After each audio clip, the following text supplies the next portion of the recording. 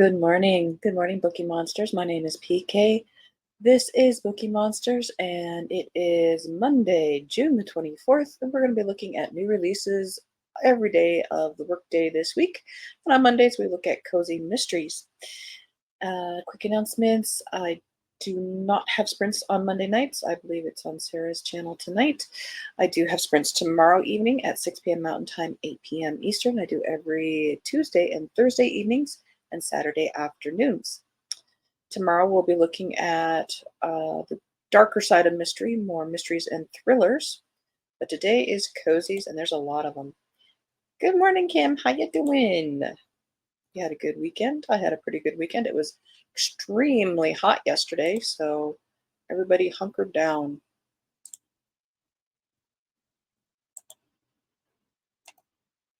All right, let's jump in. We have no time to lose. Third in the Peg and Rose series. Peg and Rose Play the Ponies, a senior sleuths mystery. This is described as Murder, She Wrote meets the Golden Girls.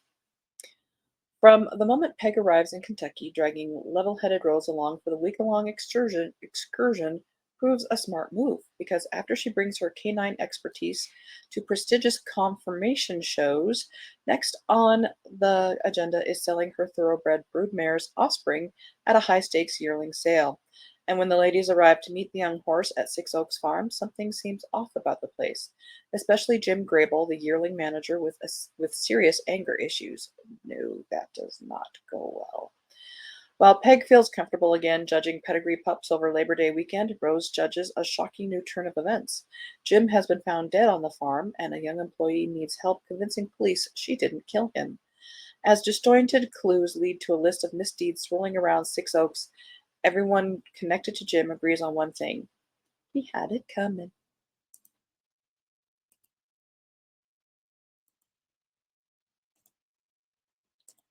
Maddie Day has a new one.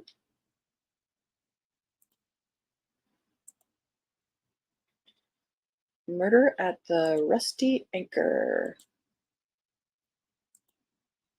Yes, it's Sarah tonight. Okay. Pretty good. Goes to 100 this week. Blah.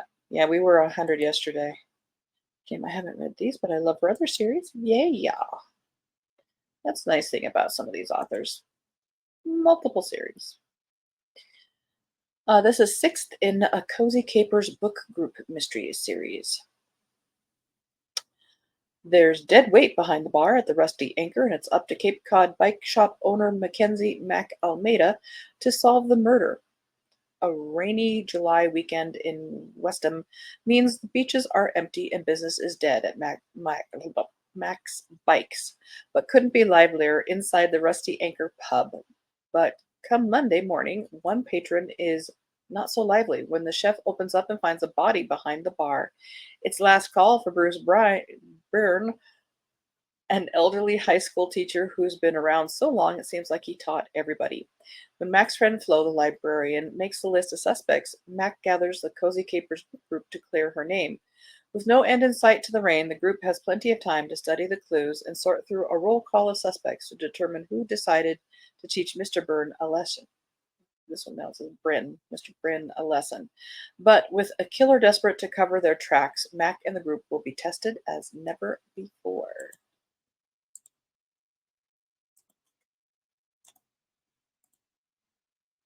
A Murder for the Sages by Amy Lillard. Third in the Sunflower Cafe Mysteries. 20-something advice columnist and amateur sleuth Sissy Yoder loves helping out at her Aunt Bethel's Sunflower Cafe in Yoder, Kansas.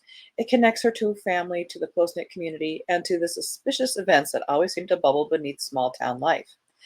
The unusual death of local herb farmer Ginger Reed is the talk of Yoder. Naturally, Sissy is intrigued. The official port classifies Ginger's demise as an accident, concluding that she ran herself over with a tractor. But Sissy's cousin Naomi, a friend and longtime employee of Ginger's, insists that's impossible. When she asks for Sissy's help in unearthing the truth, Sissy's on the case. accompanied as ever by her loyal Yorkie companion, Duke. The deeper digs, the longer the list of suspects grows, and none of them are Ginger. Near the top is Ginger's resentful sister in law, Mallory. Next is Naomi's brother, Lloyd, who's bitter about the oil derrick presumably pumping black gold from Ginger's land that once belonged to his family. Naomi herself could be a suspect. It's her tractor, after all. But the investigation stalls when Naomi makes a shocking turnaround in her story. Is she lying? And if so, why? Then a missing dog, a desperate lawyer, and a teenage con artist are added to the mix, and the puzzle becomes hopelessly complicated. If Sissy doesn't solve it quickly, she'll be lost in the weeds as a killer reaps a deadly harvest.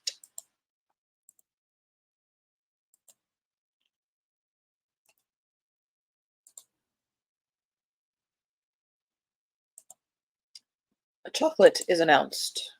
I'm up for that. Felicity Corber is finally getting her life together. She has a fiance. Her Bean to Bar chocolate shop on Galveston's historic strand has become a gathering spot for the community, and she is ready to embrace whatever the future holds. She's ready for another launch party, despite the disaster at her grand opening when she'd first gotten involved in solving a murder. But this time she's embracing her status as a sleuth. She's hosting a murder mystery weekend to celebrate the new mystery flavor line of craft chocolate bars. She's held a contest to choose the attendees who will all stay at her aunt's Flip Hotel and enjoy the island. It's all supposed to be perfectly random. Only, Felicity starts to uncover connections between her guests. When one of them winds up murdered, Felicity has to keep her aunt from becoming the main suspect.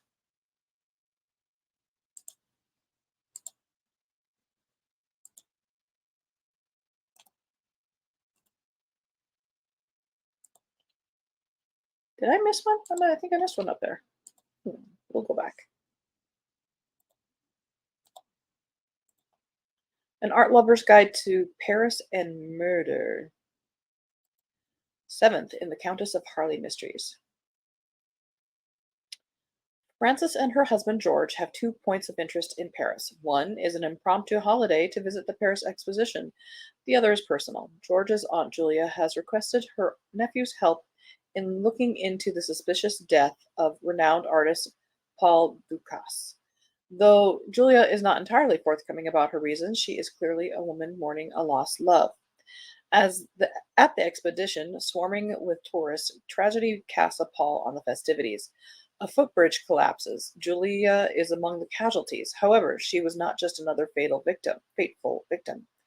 Julia was stabbed to death amid the chaos. With an official investigation at a standstill, George and Frances realize that to solve the case, they must dig into Julia's life, as well as Paul's, and question everything and everyone in Julia's coterie of artists and secrets. Back up here. I forgot to do this one. This is the one I have been looking forward to all year long. Since the last one came out, I adore this series. I'm so excited. A Ruse of Shadows, eighth in the Lady Sherlock series by Sherry Thomas. Charlotte Holmes is accustomed to solving crimes, not being accused of them, but she finds herself in a dreadfully precarious position. Charlotte's success on the RMS Provence has afforded her a certain measure of time and assurance. Taking advantage of that, she has been busy plotting to prize the man her sister loves from Moriarty's iron grip. Disruption, however, comes from an unexpected quarter. Lord Bancroft Ashburton, disgraced and imprisoned as a result of Charlotte's prior investigations, nevertheless manages to press Charlotte into service. Underwood, his most loyal henchman, is missing, and Lord Bancroft wants Charlotte to find Underwood dead or alive. But when Lord Bancroft himself turns up dead, and Charlotte, more than anyone else, meets the trifecta criteria of motive, means, and opportunity. Never mind rescuing anyone else. With the law breathing down her neck, can Charlotte save herself from prosecution for murder?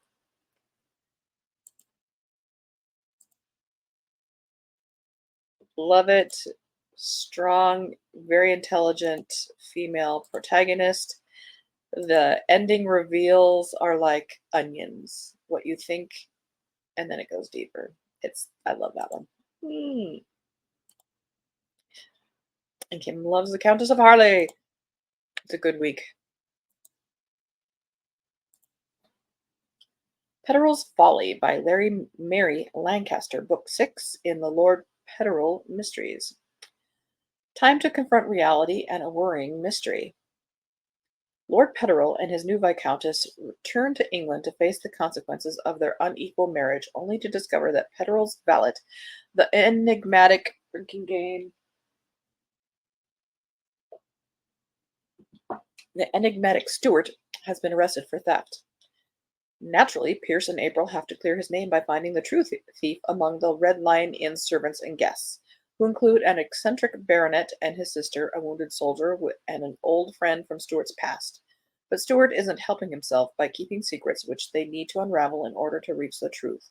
Events take a more terrifying turn when Pierce is shot at, and April makes a momentous decision regarding the future of their marriage.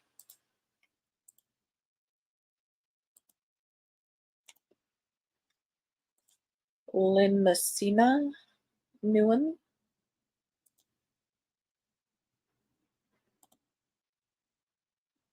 12th, in the Beatrice Hyde Clare Mysteries, A Vicious Machination.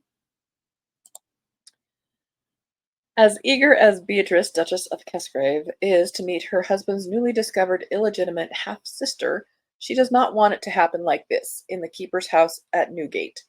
Yes, that Newgate, the abject prison filled with squalor and misery to which Verity Lark has been consigned for murder. Found standing over the slain corpse of an old tormentor with a still warm pistol in her hand, she is obviously guilty. It is an open and shut case with little for an unduly curious Duchess to investigate, except it all seems a little too simple and straightforward. The runner, for example, who apprehended Miss Lark at the scene of the crime, it's awfully convenient that he just happened to be in the neighborhood at the very moment the gun discharged.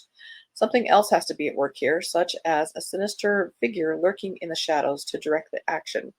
Convinced of Miss Lark's innocence, B can conceive of no other explanation. Or is the prisoner really just the victim of a horrible stroke of bad luck? The question plagues B as she struggles to figure out the answer to her most confounding riddle yet, for the stakes are higher than ever and distressingly personal.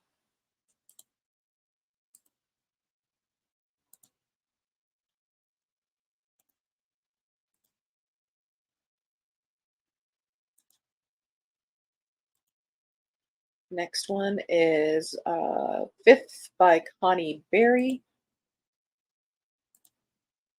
in the Kate Hamilton Mysteries. This is a collection of lies. I have read the first in this series and liked it.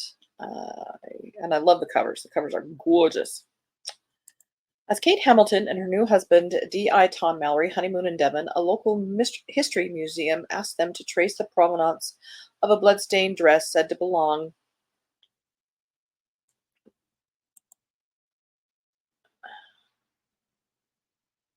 I think we did do this one already. We did.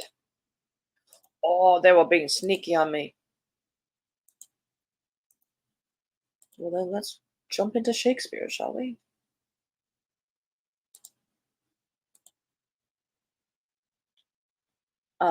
Christina Dodd, first in a series, I believe. Daughter of Fair Verona. I'm the eldest daughter of Romeo and Juliet. Yes, that Romeo and Juliet. No, they didn't die in the tomb. They're alive and well and living in fair Verona with their 6 wildly impetuous children and me, their 19-year-old daughter, Rosalind. Once upon a time, a young couple met and fell in love. You probably know that story and how it ended. Hint, badly. Only, here's the thing. That's not how it ended at all.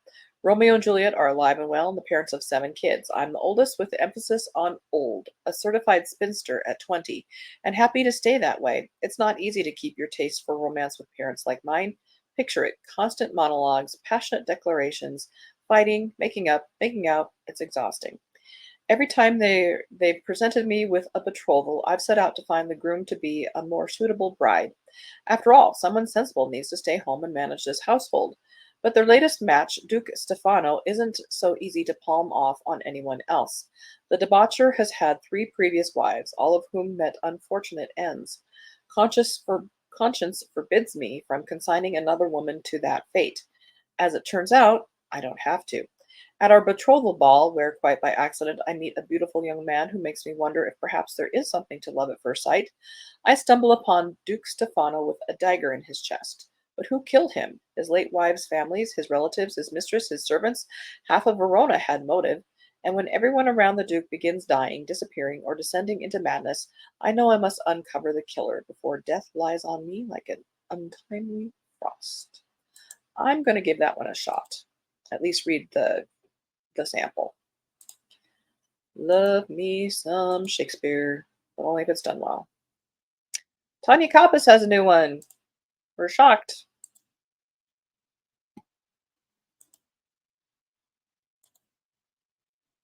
Yes, me too. All right, Fireworks, Freedom, and Felonies. Camper and Criminals, number 37. This came out yesterday. Southern hospitality with a smidgen of homicide. Mae West, owner of Happy Trails Campground located in the Daniel Boone National Forest, is no stranger to the twists and turns of life in Normal, but she never expected her community's knitting circle to unravel into chaos. When local knitting enthusiast is found murdered with her own knitting needles during the town's lively 4th of July celebration, the community is spun into a whirlwind of suspicion and secrets. That's why you should crochet, because it's harder to kill you with a hook. Amidst the burst of 4th of July festivities and the echoes of fireworks long past, May and the Laundry Club ladies unravels a tangled web of secrets.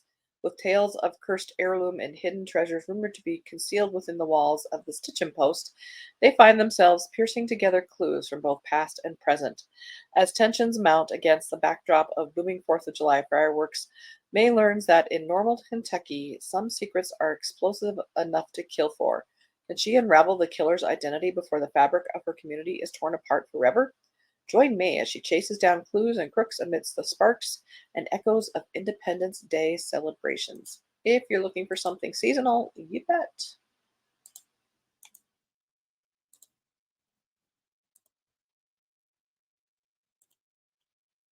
Murder Most Persuasive, second in the Eliza Darcy mysteries. After solving 3 murders and ridding Pemberley of riffraff and unquestionable relatives, Eliza Darcy is convinced her problems are in the past. Secure in the love of her main squeeze, Heath Tilney, and somewhat confident in her new role as mistress of Pemberley, Eliza ignores the news of an ex-con murdered in one of Lambden's many pubs. Then Chief Detective Inspector Finn Wentworth shows up on her doorstep, soaking wet and accused of murder. Certain Wentworth is innocent, Eliza hides him using one of Pemberley's secrets. She reassembles her sleuthing gang, Heath, her batty great-aunt Iris, and her romance novelist cousin Joy Bingley. The group must work to keep Wentworth's whereabouts a secret while they solve the murder to clear his name. Just as they make some headway, an unwelcome surprise infiltrates their mission. Eliza fears she will not only fail her friend, but also end up decorating a prison cell instead of bringing her beloved Pemberley back to its Regency era glory. Beaumont.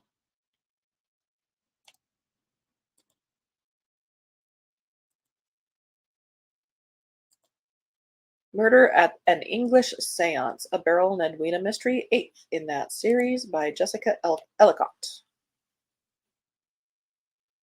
Hidden beneath her British reserve, Edwina has a secret. She's finished her novel and is bravely mailing the manuscript to a publisher. Beryl also has a secret.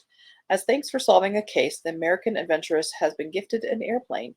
After swooping over the fields and hedgerows of Walmsley Parva, livestock scattering beneath her, she flamboyantly lands the plane on the village green, prompting a startled Edwina to consider a stiff gin fizz. Beryl's aircraft is not the only disruption of village peace. Miss Dinsdale, a psychic medium, has started holding seances. After the church organist resigns to serve as musical accompaniment for the seances, the vicar's wife hires the inquiry agents to expose the medium as a charlatan. Beryl is confident she can spot the fraud, having learned from Harry Houdini himself some tricks of the trade. The dubious Miss Dinsdale claims her spirit guide is an Egyptian princess whose mummy resides in a sarcophagus in the room, but the only body in the sarcophagus belongs to a murdered villager impaled with a dagger. As the sleuths begin to investigate, Beryl discovers her plane has been sabotaged and wonders if there's a connection. Whether in the air or on terra firma, Beryl and Edwina must go round a circle of suspects to divine the culprits.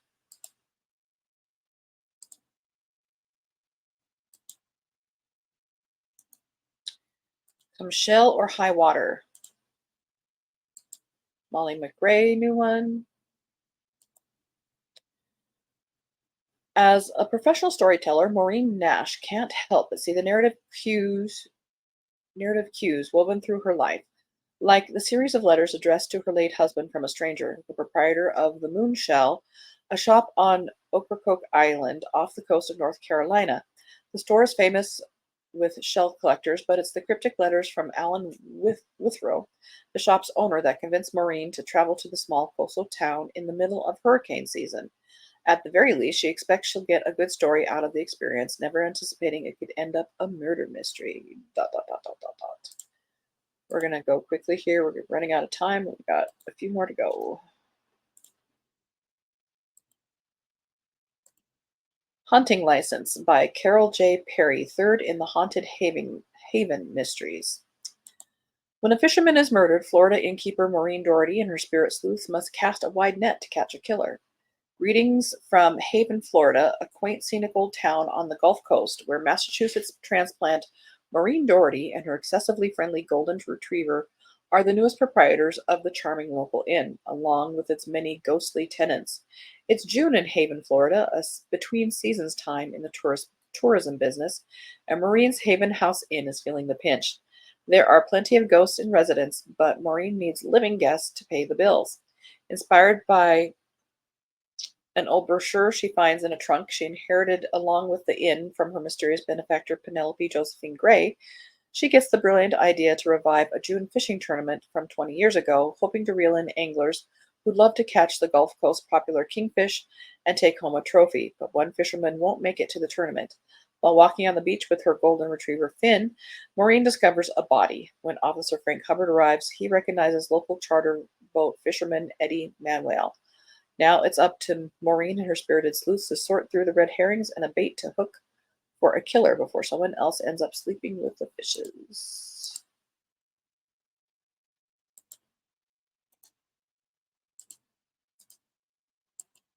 Knee High by the 4th of July, which is what corn is, by Jess Lurie, 3rd of 12. How do you know there's going to be 12? Is this a re-release?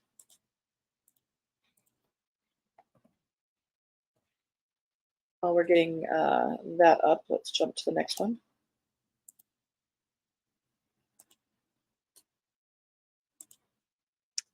Murder Buys a One-Way Ticket by Laura Levin, a Jane Austen mystery, 20th in that series.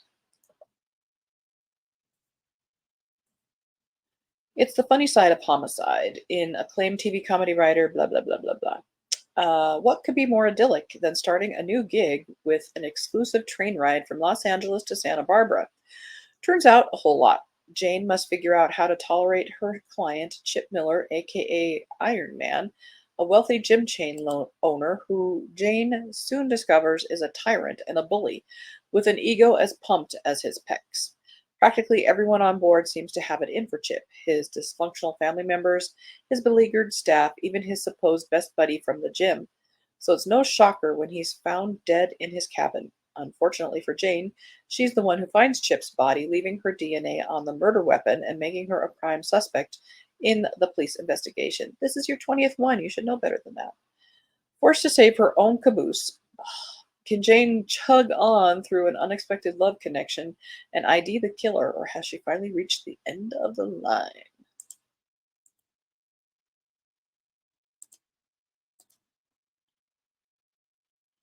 Yeah, that Knee High by the 4th of July was published in 2007. Twice we were bamboozled. Oh. One more. Requiem for a Mouse by Miranda James, another big name. 16th in the Cat Mysteries. Librarian Charlie Harris and her ever intuitive feline friend Diesel must catch a killer in a deadly game of cat and mouse, where no one is who they seem to be. At last, Charlie and Helen Louise's wedding is only a month away. They're busy preparing for the big day, and the last thing Charlie needs is a new mystery to solve. Enter Tara Martin, a shy, peculiar woman who has recently started working part time at Helen Louise's bistro and helping Charlie in the archive. Tara isn't exactly friendly, and she has an angry outburst at the library that leaves Charlie baffled. And then she abruptly leaves a catered housewarming party Charlie's son Sean is throwing to celebrate his new home in the middle of her work shift.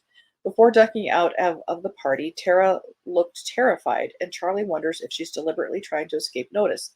Is she hiding from someone? When Tara is viciously attacked and lands in the hospital, Charlie knows his instincts were correct. Tara was in trouble, and someone was after her. With the help of his much beloved cat Diesel, Charlie digs deeper and discovers shocking glimpses into Tara's past that they could never have predicted. Will they catch the villain before Charlie's own happily ever after with Helen Louise is ruined? We shall see. And that is it. Well, I'm going to check out that Shakespeare one, I think, at least. Kim says, have a great day. Thank you. You too. Murdered by Month, so 12 books. Yeah, but that one was published in 2007. This is a re-release. So I got bamboozled. All righty, guys. Thank you so much. Thank you for watching if you're watching it now, and thank you so much if you're watching it later. Appreciate that so much. Again, I don't have any sprints tonight. They're on Sarah's. I have them tomorrow night at 6 p.m. Mountain Time, 8 p.m. Eastern. Tomorrow we'll be looking at the regular mysteries and thrillers on the darker side of things. Hope you have a very good Monday. Read good books, and as the banner says here, don't be a bookworm, be a bookie monster. Nom nom nom. Have a good day and God bless.